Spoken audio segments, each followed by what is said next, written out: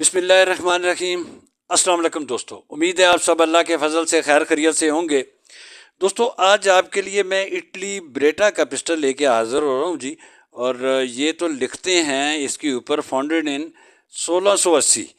ये उस टाइम की ये कंपनी है, ये ख़ुद बता रहे हैं इसके ऊपर लिख के। अब मुझे तो ज़्यादा आइडिया नहीं है।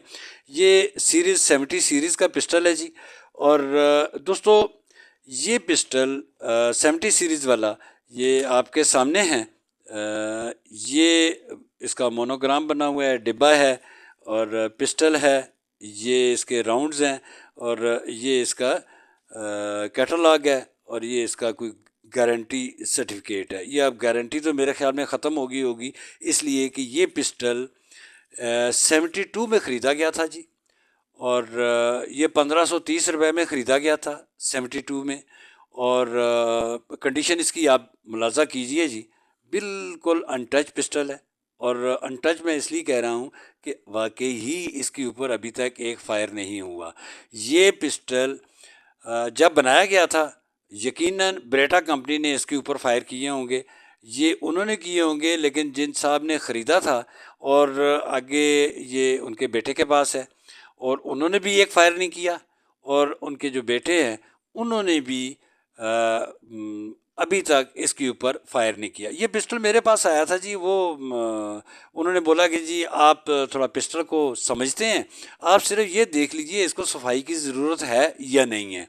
तो जब मैंने देखा इसको तो मैंने देख के बोला, मैंने कहा जी इसके ऊपर आपने फ़ायर कब किए थे? कहते जी इसमें तो फ़ायर हमने नहीं किए। तो फिर उन्होंने मुझे बताया कि मेरे वालिद साहब ने ये ख़रीदा था, ना उन्होंने फ़ायर किया ना मैंने फ़ायर किया। तो मैंने कहा इसको फिर सफाई की ज़रूरत ही नहीं है।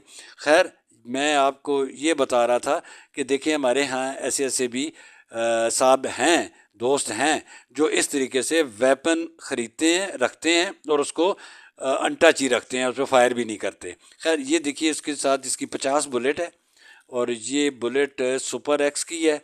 और ये मैं इसको पूरा नहीं खोलूँगा जी, इसलिए कि जब उन्होंने अभी तक इस डिब्बी को नहीं खोला, मुझे बताया कि जी ये डिब्बी जब से ख़रीदी गई थी आज तक उसी तरह पड़ी हुई है।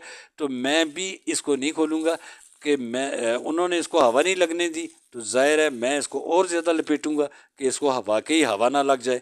और इसके साथ स्पेयर मैगज़ीन है और वो 10 राउंड मैगज़ीन है जी। और इसकी हम देख लेते हैं, इसके चैम्बर चेक कर लेते हैं दोस्तों, ये बहुत ज़रूरी है। और इसकी मैगज़ीन निकाल लेते हैं। मैगज़ीन का मैं आपको बता रहा था जी। ये देखिए कि इसकी जो मैगज़ीन है, इसके अंदर जो बेस प्लेट है वो उन्होंने इस टाइप की लगाई है कि इसमें हाथ बिल्कुल, उंगलियां बैठती हैं, स्लिप नहीं होता। और ये अच्छा क्यूट सा वेपन है। और वज़न इसका 480 ग्राम है जी। और बैरल इसकी 4 इंच है।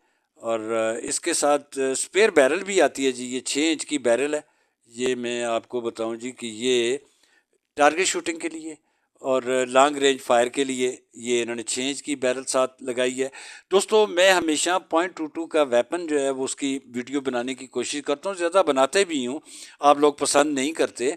मेरा .22 के ऊपर वीडियो बनाने का असल मकसद ये होता है कि जिन दोस्तों को निशानेबाजी का, टारगेट शूटिंग का शौक़ है या सीखना चाहते हैं, शुरू करना चाहते हैं, तो मेरी सजेशन ये है कि वो डायरेक्ट 9mm 30 बोर उस पर ना जाएं। उससे आप को बहुत टाइम चाहिए निशानाबाजी में महारत हासिल करने में। आप जब भी टारगेट शूटिंग की तरफ आते हैं तो आप सबसे पहले .22 का पिस्टल लें।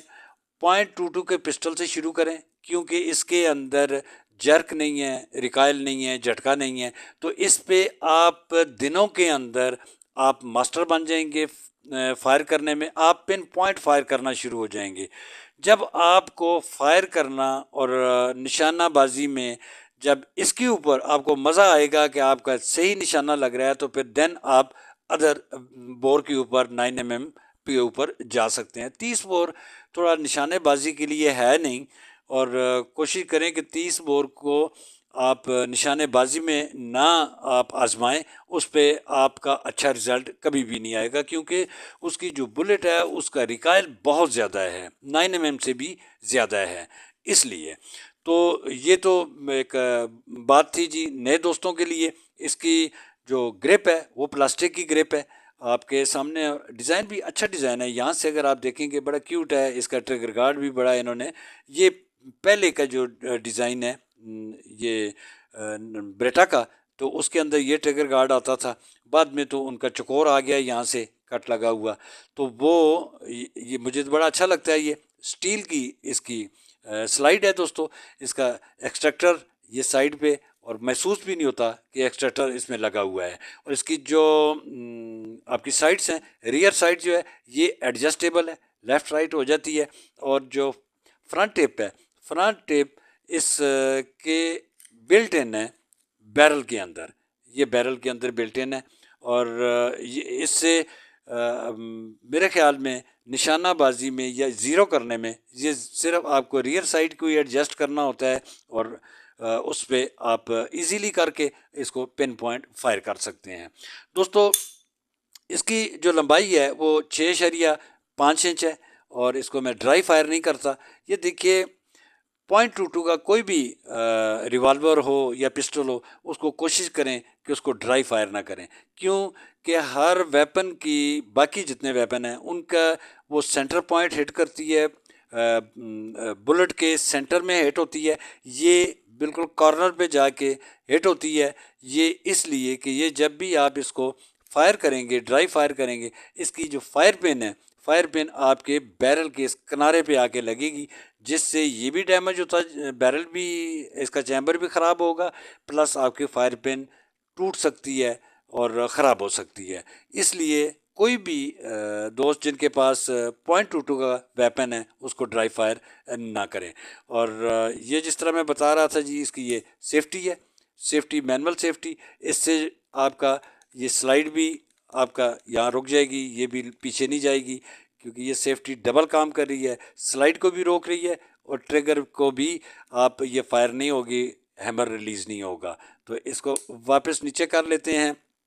दोस्तों इसमें जिस तरह के मैं अर्ज़ कर रहा था कि ये पिस्टल इन्होंने जो ये मॉडल बनाया है, इसके अंदर .22 में ये जिस तरह आपके सामने है, इसके अंदर 2.5 बोर में, 3.2 में और .380 बोर में, सेम इसी मॉडल में, इसी डिज़ाइन में ये पिस्टल इन्होंने ये मुख्तलिफ बोर में इन्होंने बनाए हैं।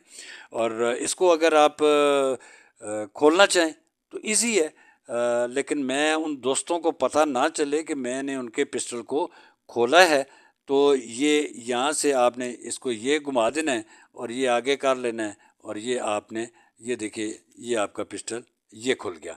और इसके अंदर देखिए बिल्कुल सिंपल पिस्टल है, कोई कुछ नहीं है, सिर्फ एक इजेक्टर आपको नज़र आ रहा होगा, ये इजेक्टर लगा हुआ है, हैमर है, बाकी कुछ भी नहीं है। और इसके अंदर ये फायर पिन है और बैरल है और रिकॉइल रॉड है और स्प्रिंग है।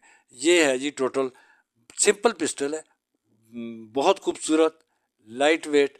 और ये आप कह सकते हैं किसी हद तक कि ये pistol pocket pistol, ladies pistol भी आप इसको कह सकते हैं कि वो भी इसको इस्तेमाल कर सकती हैं।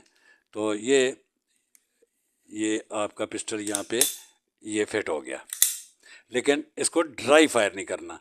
दोस्तों ये पिस्टल 1945 से लेकर 1999 89 तक ये कंपनी ने बनाए थे। 89 के बाद ये बंद कर दिए थे, लेकिन बेशक उन्होंने बंद कर दिए थे, हमारे यहाँ पाकिस्तान में अभी तक उनका एक अनटच पिस्टल मौजूद है, जिस पे हमें प्राउड है कि इस पे अभी तक फायर नहीं किया गया। दोस्तों अगर आज की ये वीडियो पसंद आए तो लाइक कीजिएगा, जो नए दोस्त आ रहे हैं उनसे दरख्वास्त है वो सब्सक्राइब कर लें, और मुझे हमेशा की तरह अपनी दुआओं में याद रखिएगा। अल्लाह हाफिज़।